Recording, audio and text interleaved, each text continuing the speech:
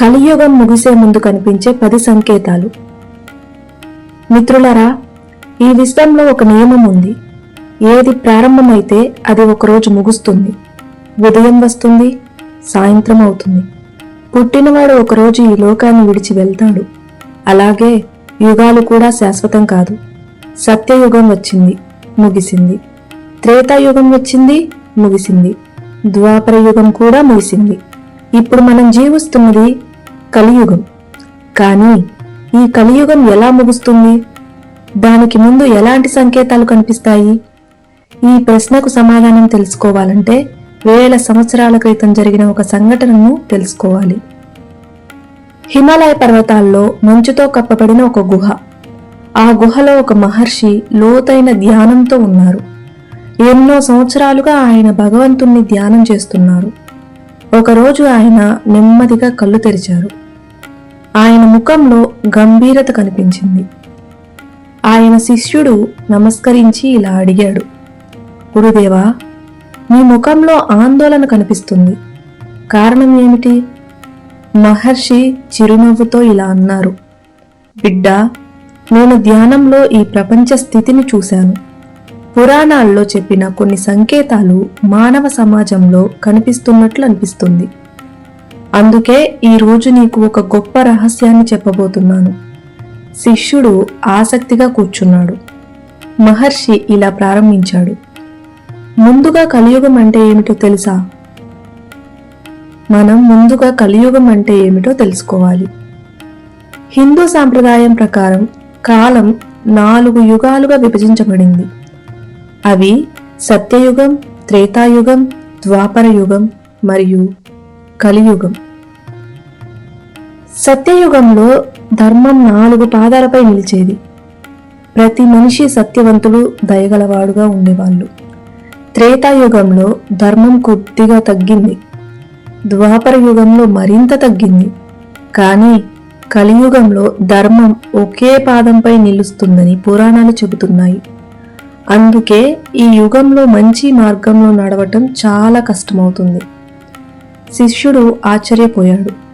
గురుదేవా, అయితే కలియుగం ప్రారంభం ఎలా జరిగింది? మహర్షి చెప్పాడు, శ్రీకృష్ణుడు తన అవతారాన్ని ముగించి వైకుంఠానికి తిరిగి వెళ్లిన తరువాత కలియుగం ప్రారంభమైందని హిందూ సాంప్రదాయం చెబుతుంది. భగవంతుని సన్నిధ్యం తగ్గిన తరువాత మానవ మనస్సు నెమ్మదిగా భౌతిక విషయాలపై ఎక్కువగా ఆకర్షణ చూపిస్తుంది. కానీ గుర్తుంచుకో బిడ్డా, కలియుగం చెడ్డదే అయినా ఇందులో ఒక గొప్ప వరం కూడా ఉంది. అదేంటిది గురుదేవా? ఈ యుగంలో భవన్నామ స్మరణకు ఎంతో గొప్ప ప్రాధాన్యం ఉందని భక్తుల సాంప్రదాయం. నిజమైన భక్తితో భగవంతుణ్ణి స్మరించిన వారికి ఆధ్యాత్మికంగా ఎదగడానికి అవకాశం ఉంటుందని విశ్వసిస్తారు. కొద్దిసేపు నిశ్శబ్దం అలుముకుంది.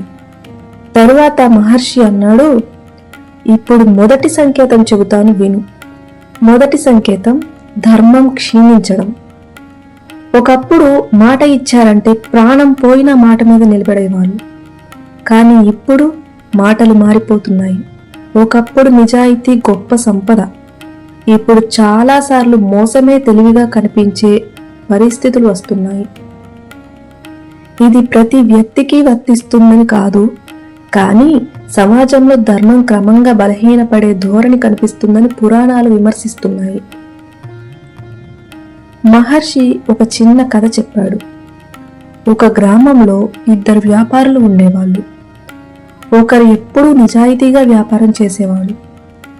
మరొకరు మోసం చేసి ఎక్కువ డబ్బు సంపాదించేవాడు. కొంతకాలం తరువాత ప్రజలు మోసం చేసే వ్యక్తి వద్దకే ఎక్కువగా వెళ్లటం ప్రారంభించారు. ఎందుకంటే అతని ఆకర్షణీయమైన మాటలు చెప్పేవాడు. నిజాయితీగా ఉన్న వ్యక్తి బాధపడి ఒక వృద్ధుణ్ణి అడిగాడు, నేను నిజాయితీగా ఉన్నా నష్టపోతున్నాను ఎందుకు అని. వృద్ధుడు నవ్వుతూ అన్నాడు, బిడ్డా, నిజం ఆలస్యంగా గెలుస్తుంది, అబద్ధం వేగంగా పరిగెడుతుంది, కానీ చాలా దూరం వెళ్ళదు. మహర్షి శిష్యుడు వైపు చూసి, అదే ధర్మం, దానిని విడిచిపెట్టకూడదు అన్నాడు. రెండో సంకేతం కుటుంబ బంధాలు బలహీనపడటం. మహర్షి మళ్ళీ చెప్పడం ప్రారంభించాడు. ఒకప్పుడు ఇంట్లో పెద్దవాళ్ల మాటే వేదం. సాయంత్రం అందరూ కలిసి భోజనం చేసేవాళ్ళు. సంతోషం, బాధ అన్నీ కలిసి పంచుకునేవాళ్ళు. కానీ కాలం మారే కొద్దీ ప్రతి ఒక్కరూ తమ తమ ప్రపంచాల్లో బిజీ అయ్యే పరిస్థితులు ఏర్పడతాయని పురాణాలు సూచిస్తున్నాయి. కుటుంబ సభ్యులతో గడిపే సమయం తగ్గిపోవడం, పరస్పర గౌరవం తగ్గిపోవడం ఇవి సమాజానికి ఒక హెచ్చరిక. శిష్యుడు అడిగాడు, దీనికి పరిష్కారం ఏంటి గురుదేవా? మహర్షి చిరునవ్వుతో, రోజుకు కొద్దిసేపైనా కుటుంబంతో ప్రేమగా మాట్లాడాలి. పెద్దలను గౌరవించడం, చిన్నవారిని ఆదరించడం అదే నిజమైన సంపద. మూడో సంకేతం, డబ్బే దేవుడిగా మారటం. మహర్షి గంభీరంగా అన్నాడు, డబ్బు అవసరం, కానీ డబ్బు కోసం ధర్మాన్ని వదిలేస్తే అదే కలియుగ ప్రభావం. ఒక నగరంలో ఒక ధనవంతుడు ఉండేవాడు. అతనికి బంగారం, భవనాలు, వ్యాపారాలు అన్నీ ఉన్నాయి. కానీ అతని ఇంట్లో ప్రశాంతత లేదు. మరోవైపు ఒక సాధారణ రైతు ఉన్నాడు. అతనికి ఎక్కువ సంపద లేదు, కానీ కుటుంబం, ప్రేమ, నిద్ర, ఆనందం అన్నీ ఉన్నాయి. ఒకరోజు ధనవంతుడు రైతును అడిగాడు, నీ దగ్గర డబ్బు లేదు, అయినా ఎంత సంతోషంగా ఉన్నారు ఎలాగా అని. రైతు నవ్వుతూ చెప్పాడు, డబ్బు మనిషికి అవసరం, కానీ మనిషి డబ్బుకి బానిస కాకూడదు.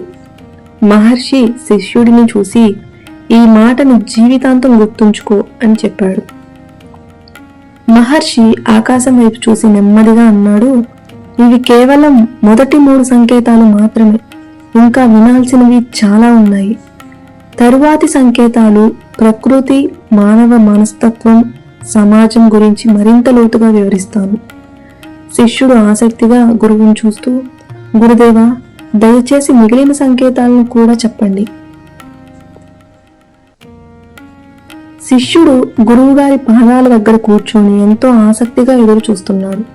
మహర్షి చిరునవ్వుతో ఇలా అన్నాడు, బిడ్డ, ఇప్పటి వరకు ధర్మం క్షీణించడం, కుటుంబ బంధాలు బలహీనపడటం, ధనం మీద మోజు పెరగడం గురించి తెలుసుకున్నావు. కానీ ఇప్పుడు చెప్పబోయే సంకేతాలు మరింత ఆలోచింపజేస్తాయి. 4వ సంకేతం, ప్రకృతి మనిషిని హెచ్చరిస్తుంది.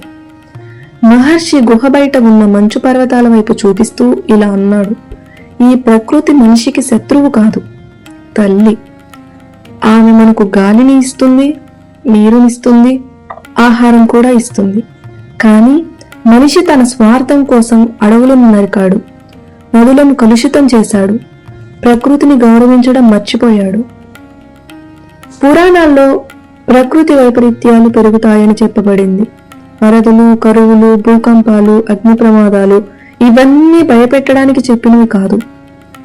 ప్రకృతిలో సమతుల్యత కోల్పోతే దాని ప్రభావం మనపై పడుతుందని గుర్తు చేసే సందేశంగా కూడా వీటిని చాలా మంది అర్థం చేసుకుంటారు. ఒక రాజు తన రాజ్యంలో ఉన్న పెద్ద అడవిని నరికి అక్కడ బంగారు నగరం కట్టించాడు.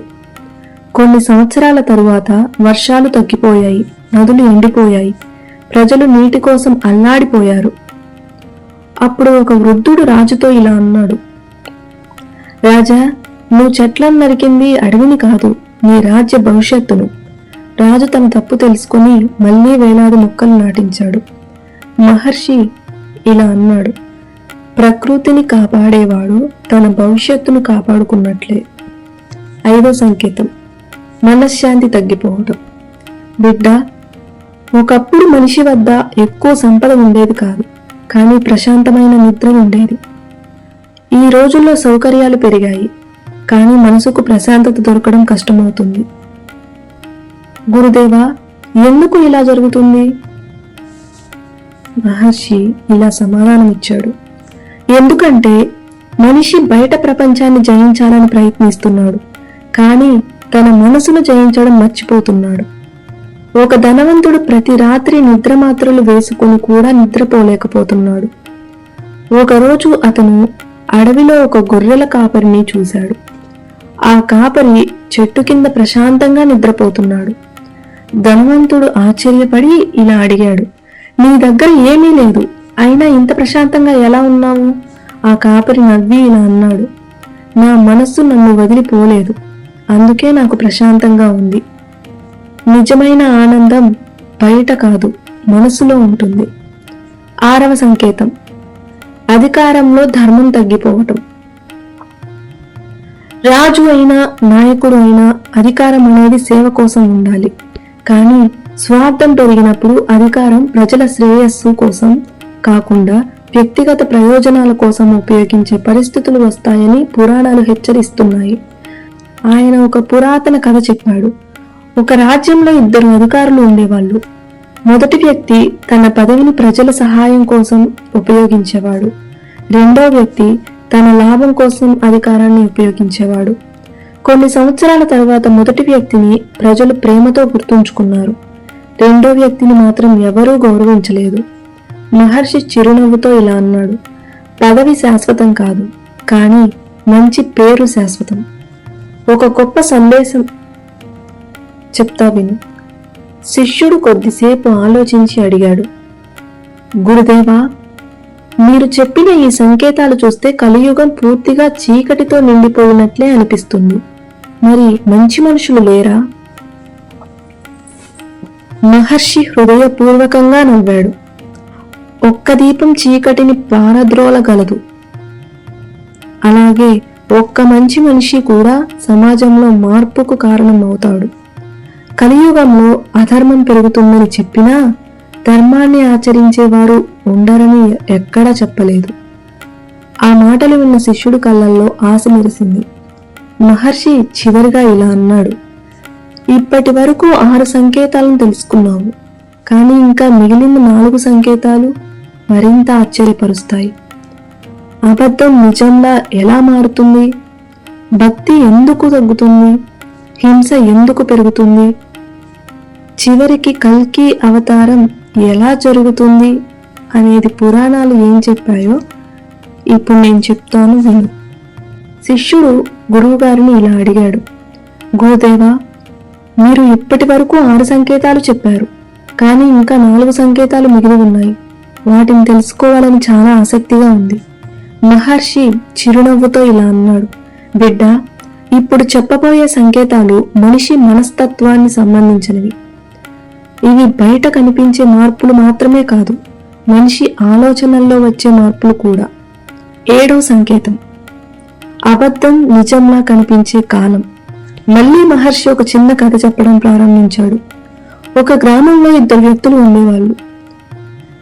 ఒకడు ఎప్పుడూ నిజం మాట్లాడేవాడు, మరొకడు అబద్ధాలు చెప్పి ప్రజలను మోసం చేసేవాడు. అతడు మాటలు చాలా అందంగా చెప్పేవాడు, ప్రజలు కూడా అతడినే ఎక్కువగా నమ్మేవారు. ఒకరోజు నిజం చెప్పిన వ్యక్తి గ్రామస్తులను హెచ్చరించాడు, అతని మాటలు వినకండి, అతను మిమ్మల్ని మోసం చేస్తున్నాడు అని. కానీ గ్రామస్తులు అతని మాటలు పట్టించుకోలేదు. కొన్ని రోజుల తర్వాత వారు మోసపోయినప్పుడు మాత్రమే నిజం తెలుసుకున్నారు. మహర్షి శిష్యుణ్ణి చూసి ఇలా అడిగాడు, బిడ్డ, కలియుగంలో సత్యం చాలా నిశ్శబ్దంగా ఉంటుంది, కానీ అబద్ధం పెద్ద శబ్దంతో వస్తుంది. అందుకే ఏ విషయాన్నైనా వినగానే నమ్మకుండా వివేకంతో పరిశీలించడం చాలా ముఖ్యం. 8వ సంకేతం, భక్తి తగ్గి ఆడంబరం పెరగడం. గురుదేవా, భక్తి ఎలా తగ్గిపోతుంది? మహర్షి ఒక ఉదాహరణ చెప్పాడు. ఒకే ఆలయానికి 2 భక్తులు వచ్చారు. మొదటి వ్యక్తి నిశ్శబ్దంగా భగవంతుడి ముందు కూర్చొని హృదయపూర్వకంగా ప్రార్థించాడు. రెండో వ్యక్తి మాత్రం అందరూ తనను చూడాలని కోరుకున్నాడు. తాను ఎంత గొప్ప భక్తుడో చూపించాలని ప్రయత్నించాడు. ఇద్దరూ బయటకు వచ్చిన తరువాత ఆలయ పూజారి శిష్యుడితో ఇలా అన్నాడు, భగవంతుడు మనం ఎంత గట్టిగా ప్రార్థించామో చూడు, ఎంత నిజాయితీగా ప్రార్థించామో చూస్తాడు. మహర్షి చిరునవ్వుతో, నిజమైన భక్తికి ప్రదర్శన అవసరం లేదు అని చెప్పాడు. 9వ సంకేతం, హింస మరియు అసహనం పెరగడం. మహర్షి ముఖం గంభీరంగా మారింది. బిడ్డ, ఒకప్పుడు చిన్న గొడవలు కూడా పెద్దలు కూర్చొని పరిష్కరించేవారు. కానీ కోపం పెరిగితే చిన్న మాట కూడా పెద్ద యుద్ధంగా మారుతుంది. మళ్ళీ మహర్షి ఒక చిన్న కథ చెప్పాడు. ఒక గ్రామంలో 2 పొరుగువారు ఉండేవాళ్ళు. వారి మధ్య చిన్న నీటి సమస్య వచ్చింది. ఒకరు క్షమించి ఉంటే ఆ గొడవ అక్కడితో ముగిసేది. కానీ ఇద్దరూ కోపంతో మాట్లాడారు. ఆ చిన్న సమస్య 2 కుటుంబాల మధ్య సంవత్సరాల శత్రుత్వంగా మారింది. మహర్షి నెమ్మదిగా అన్నాడు, కోపం ఒక చిన్న నిప్పురవ్వ లాంటిది. దాన్ని వెంటనే ఆర్పకపోతే అడవంతా కాలిపోతుంది. శిష్యుడికి ఒక సందేహం వచ్చింది. బాధతో ఇలా అడిగాడు, గురుదేవా, ఈ ప్రపంచం మొత్తాన్ని చూస్తే భయమేస్తుంది. మరి సాధారణ మనిషి ఏం చేయాలి? మహర్షి చిరునవ్వుతో సమాధానమిచ్చాడు, భయం కాదు, భక్తి ఉండాలి. చీకటిని తిట్టడం కంటే ఒక దీపం వెలిగించడం మంచిది. నీ ఇంట్లో ధర్మం పాటించు, నీ మాటల్లో నిజాయితీ ఉంచు, నీ చేతనైనంత వరకు ఇతరులకు సహాయం చెయ్యి. అదే కలియుగంలో గొప్ప యజ్ఞం. మహర్షి ఆకాశం వైపు చూస్తూ ఇలా అన్నాడు, కలియుగం ఎంత కఠినమైనదైనా భగవన్నామ స్మరణ, దయ, సత్యం, సేవ ఈ 4 గుణాలను విడిచిపెట్టని వ్యక్తిని కలి సులభంగా జయించలేదని ఆధ్యాత్మిక సాంప్రదాయాలు బోధిస్తున్నాయి. శిష్యుడు ఆనందంతో గురువుగారి పాదాలకు నమస్కరించాడు. మహర్షి చివరిగా ఇలా అన్నాడు, బిడ్డ, ఇప్పుడు ఒక్కటే సంకేతం మిగిలింది. అదే అత్యంత రహస్యమైన కల్కి అవతారం. అధర్మం పరాకాష్ఠకు చేరినప్పుడు ఏం జరుగుతుంది? పురాణాలు ఎలా వర్ణించాయి? సత్యయుగం ఎలా ప్రారంభమవుతుందని చెబుతాయి? ఈ ప్రశ్నలన్నిటికీ సమాధానం చెబుతాను, విను. గురుదేవా, మీరు 9 సంకేతాలను ఎంతో వివరంగా చెప్పారు. ఇప్పుడు చివరి సంకేతం గురించి తెలుసుకోవాలని నా హృదయం ఆతృతగా ఉంది. మహర్షి కాసేపు కళ్ళు మూసుకొని ధ్యానంలోకి వెళ్లారు. కొన్ని క్షణాల తరువాత ఆయన నెమ్మదిగా మాట్లాడడం ప్రారంభించారు. 10వ సంకేతం, కల్కి అవతారం. బిడ్డ, పురాణాల ప్రకారం అధర్మం పరాకాష్ఠకు చేరినప్పుడు ధర్మాన్ని రక్షించడానికి శ్రీ మహావిష్ణు కలి అవతారంగా అవతరిస్తారని విశ్వాసం. ఆయన స్వరం మరింత గంభీరంగా మారింది. కానీ చాలా మంది ఒక తప్పు చేస్తారు. కల్కి అవతారం అంటే ప్రపంచం నాశనం అవుతుందని అనుకుంటారు. పురాణాల్లో ప్రధానంగా చెప్పబడిన భావం ఏమిటంటే అధర్మం తగ్గి ధర్మం పునరుద్ధరించబడుతుంది. శిష్యుడు ఇలా అడిగాడు, గురుదేవా, కల్కి అవతారం ఎలా ఉంటుందని పురాణాలు చెబుతున్నాయి? కల్కి భగవానుడు తెల్లని అశ్వంపై ప్రత్యక్షమై చేతిలో ఖడ్గంతో అధర్మాన్ని నిర్మూలిస్తారని పురాణ సాంప్రదాయం వర్ణిస్తుంది. ఇది ధర్మం తిరిగి స్థాపించడానికి ఒక ప్రతీకగా కూడా భావించబడుతుంది. శిష్యుడు మళ్ళీ ఇలా అడిగాడు, అయితే గురుదేవా, మనం ప్రస్తుతం కలియుగం చివరిలోనే ఉన్నామా? మహర్షి ఇలా సమాధానమిచ్చారు, బిడ్డ, ఆ ప్రశ్నకు ఖచ్చితమైన సమాధానం ఏ మనిషి దగ్గర లేదు. యుగాల కాలగమన వాటి అర్థం గురించి విభిన్నమైన సాంప్రదాయాలు, భిన్నమైన వ్యాఖ్యానాలు ఉన్నాయి. పురాణాలు మనకు తేదీలు చెప్పడం కంటే ధర్మాన్ని ఎలా కాపాడుకోవాలో నేర్పించడంపైనే ఎక్కువ దృష్టి పెడతాయి. మహర్షి చివరిగా ఇలా అన్నాడు, నీకు ఒక చివరి కథ చెబుతాను, విను. ఒక గ్రామంలో తీవ్రమైన చీకటి అలుముకుంది. ప్రజలంతా చీకటి చీకటి అని బాధపడుతున్నారు. అప్పుడు ఒక చిన్న బాలుడు తన ఇంటి ముందు ఒక చిన్న నూనె దీపం వెలిగించాడు. దాన్ని చూసి మరో ఇంట్లో ఒక దీపం వెలిగింది. ఆ తరువాత ఇంకో ఇంట్లో. కొద్దిసేపటికి ఆ గ్రామమంతా వెలుగుతో నిండిపోయింది. శిష్యుడు నవ్వుతూ ఇలా అడిగాడు, ఒక చిన్న దీపం అంతా మార్పు తీసుకురాగలదా? మహర్షి ఇలా చెప్పాడు, అవును బిడ్డ, ధర్మం కూడా అలాంటిదే. నువ్వు మారితే నీ కుటుంబం మారుతుంది, నీ కుటుంబం మారితే సమాజం మారుతుంది. కలియుగంలో మనిషి చేయాల్సింది ఏమిటి? మహర్షి ఒక్కో మాటను నెమ్మదిగా పలికారు. ప్రతి ఉదయం భగవంతుణ్ణి స్మరించు, తల్లిదండ్రులను గౌరవించు, అబద్ధం చెప్పకుండా ఉండడానికి ప్రయత్నించు, నీకు చేతనైనంత వరకు ఇతరులకు సహాయం చేయి. ప్రకృతిని ప్రేమించు, కోపాన్ని తగ్గించు, క్షమించడం నేర్చుకో. ఇవే కలియుగంలో గొప్ప తపస్సు. చివరిగా శిష్యుడు ఒక చిన్న ప్రశ్న అడిగాడు. గురుదేవా, ఈ ప్రపంచంలో మంచి ఇంకా గెలుస్తుందా? మహర్షి చిరునవ్వుతో ఆకాశం వైపు చూస్తూ ఇలా అన్నారు. సూర్యుడు మేఘాల వెనుక దాగవచ్చు, కానీ శాశ్వతంగా కనిపించకుండా ఉండలేడు. అలాగే ధర్మం కొంతకాలం బలహీనంగా కనిపించవచ్చు, కానీ చివరికి గెలిచేది ధర్మమే. మిత్రులారా, ఈ వీడియోలో చెప్పిన సంకేతాలు హిందూ పురాణాల్లో వర్ణనలు మరియు వాటికి సంబంధించిన సాంప్రదాయ విశ్వాసాల ఆధారంగా చెప్పబడ్డాయి.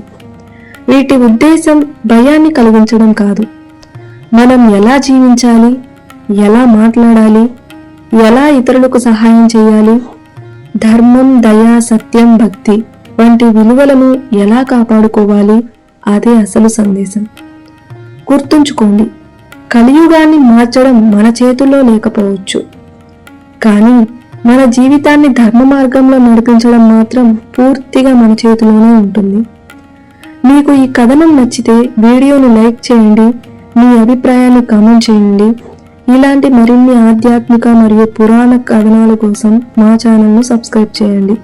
ధర్మో రక్షతి రక్షితః. మళ్ళీ మరో ఆసక్తికరమైన కథతో కలుసుకుందాం. నమస్కారం.